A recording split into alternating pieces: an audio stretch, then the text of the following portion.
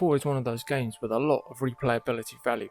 Whether you want to beat the game only using the Fat Man, or if you're feeling lucky, trying to beat the game without killing anyone. But today, we're going to go for something a little more straightforward. Can you beat Fallout 4 only using the knuckles? Before we get into it, I set myself a few rules, the first one being no companions unless it's forced for a quest, as I feel this outweighs the idea of beating the game exclusively using one weapon. I also limited myself to 3 difficulty changes, which I find is fair as it still represents a challenge, but can allow you to get through potentially unpassable quests.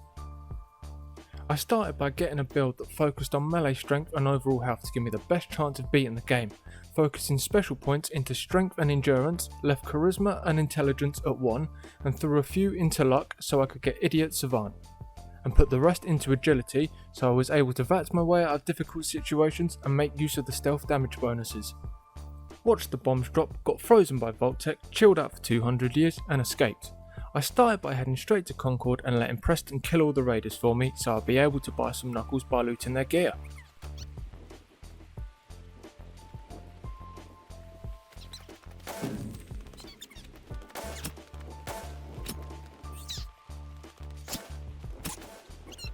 Once he'd done that, I headed to see Carla in the hope that she would have some knuckles. Thankfully she did, and I made my way back to Concord to finish off the rest of the raiders.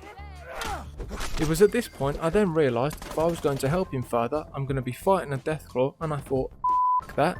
So I made a swift exit and made my way to Diamond City. Spoke to Piper to get me in and went to Valentine's Detective Agency to see if Nick could help me find Sean. He wasn't there, surprise surprise. Spoke to Ellie and she told me to find him at a nearby subway station. Now, this is where the fun began. It wasn't the damage output that was the main problem, it was more trying to stay alive long enough to get the hits in, as I didn't have any armour that gave me a good enough damage resistance. I managed to fight my way through, save Nick, slap Skinny Malone, and escape through a service tunnel and met Nick back at the agency. He told me a man called Kellogg had probably taken Sean, but now I don't know why a man so intimidating would be named after a box of cereal, but we were about to find out. Went to Geneva to get the keys to Kellogg's house and had a look round with Nick. Couldn't find anything, so he called in Dog Meat so we were able to track him down and made way for Fort Hagen. While I was on my way, I encountered some super mutants who were all packing rocket launchers, and I knew this was the end of the road for me, but nonetheless I still took my chances anyway and ended up dearly departing with my legs. So I knew that I had to rank up a few more times and acquire some better armour if I was going to get through this. So I went to Sanctuary to cheese those levels by spamming fence posts. Yeah, it's less than optimal for XP, but it's fast and it works, just about. Put the points into Iron Fist and Strength. Then made way for Good Neighbour in the hopes of picking up some legendary armour. I bought the only thing I could afford. I went for the Destroyer's leg, which gave me a 10% movement speed. Now, looking back on it, I don't really know why I bought it. To be honest, it was a bit of a idea. But I suppose I thought the movement speed would have been beneficial. Had a look round the other stores and reminisced that 1 charisma was an awful idea, as I would have been able to get so much more stuff. But life's full of terrible choices, so onwards and upwards. Went back to Diamond City to find Dogmeat and finally hunt down Kellogg.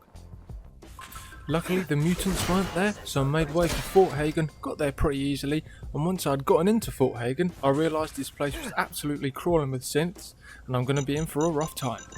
So I did what I did best and ran in with absolutely no strategy whatsoever. As you would assume, I died very quickly, not being able to deal enough damage without getting 80% of my health slapped away, so I took the easy way out and lowered the difficulty down by 1, and it was relatively smooth sailing from here, well, for the time being anyway. Punched my way through to Kellogg, didn't really want to take any chances here, so I took all the chems I had with me and went to town on Kellogg, killed him before he even got the chance to speak. Stole his brain, finished off the rest of the synths, grabbed everything I needed and escaped. Went back to see Nick at the agency and told him I killed Kellogg. He told me to take his brain chip to Dr. Amari at Good Neighbour to see if she could use it to find a way into the Institute. With the help of Nick's programming, I was able to take a look at the roadmap of his life, which was surprisingly traumatic and I almost felt bad for killing him, but nonetheless I had more important things to be concerning myself with. Dr. Amari said I should find a man called Virgil who had recently escaped the Institute and is hiding out in the glowing sea. So I went to find some power armor to grant me safe passage, spoke to Virgil. He told me if I wanted to get into the Institute I needed to kill a Corsair, which is some kind of Institute enforcer. So I made my way for the Civic Centre, punched my way through the gunners without too much of an issue, got lost several times and nearly met my demise to a rocket launcher. After what seemed an infinite maze, I eventually encountered the Corsa and used the same tactic I did with Kellogg. Punch first, don't ask any questions, and stole the fancy brain chips and went back to Virgil. He gave me his schematics for the teleporter and I decided I was going to use the Minutemen. So I spoke to Sturgis about getting it built, grabbed the additional bits, built the molecular array and made way for the Institute. Found Sean, turns out he's an old man who runs the Institute, so making up for 60 years of lost parenting, I agreed to help him take over the Commonwealth. He gave me the task of helping a Corsa bring back a rogue synth who thought he was a raider. So I headed for Libertalia to speak to the Corsa I would be helping. It was totally useless, bumped into the Brotherhood, which went a lot better than I was expecting it to, powered through Libertalia only to get smoked by a raider with a fat one. Did it all again, nearly got killed by the same raider, recalled the synth and returned to Sean, who wanted me to do another recall mission. Now, I was starting to think that I was becoming the new Institute's errand boy as Kellogg was no longer around. Went to a railroad safe house in Bunker Hill. The railroad and the Brotherhood were busy fighting each other, so snuck in, recalled them and went back to Sean, and he finally gave me a proper job. I had to go to Mass Fusion to grab a power source for a nuclear generator that the Institute wanted to use. But the Brotherhood had decided that they wanted to do exactly the same thing, and really weren't happy when I got there. But like a pissed off Mike Tyson, I punched my way through them and made way for the power core. Realised the elevator was an ambush, so used the stealth boy and let Dr. Fillmore take one for the team. Cleared out the rest of the Brotherhood waiting for me, got to the core room, found a hazmat suit, grabbed the core and got out. While I looked for a way out, I realised it was way too quiet and there was a sense of impending doom. That was when I saw a door open and a beam of red light in the hallway, and I realised that I had to take down a sentry bot, which went a lot better than I expected.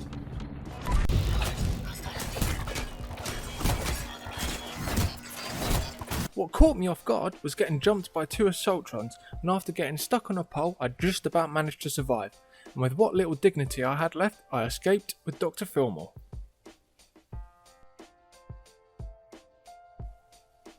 Turned the generator on and went about finishing the more and more ambitious tasks on Sean's to-do list.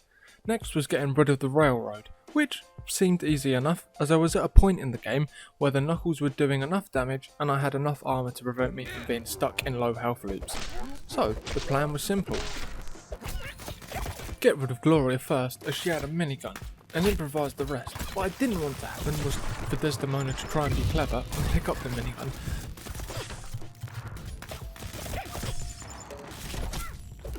Luckily, that didn't complicate things too much. Killed her and our little robots have feelings group and made my way back to Sean. Now, last on Sean's to-do list was to destroy Liberty Prime and the Brotherhood of Steel. I was really hoping to stealth the first bit of this just to make things a little bit easier on myself, but no, that would have been too easy, wouldn't it? And the Brotherhood were about to shit all over me.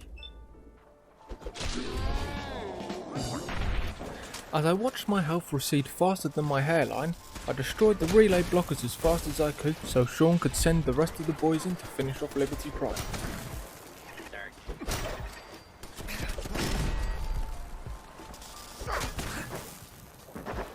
Fought off the Brotherhood, waiting for the synth to finish uploading the virus.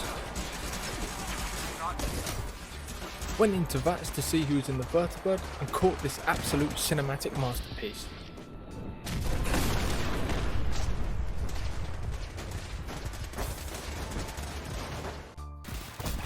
Finished off Night Race and Paladin Dance. Actually cleared the Brotherhood from Boston Airport, which is the first time I've ever done this in the game. Teleported to a safe place, watched the Pridring crash and burn. Went back to the Institute, watched my son die and beat the game. Just want to say thank you all for watching and feel free to check out the socials, there's something on there for every type of gamer. And if you like what you see, why not give us a follow, it means a lot more than you think it does. It also keeps you in the loop for all our future content releases, updates and events. Once again, thank you all. I've been Russell from Adamo, and have a fantastic day.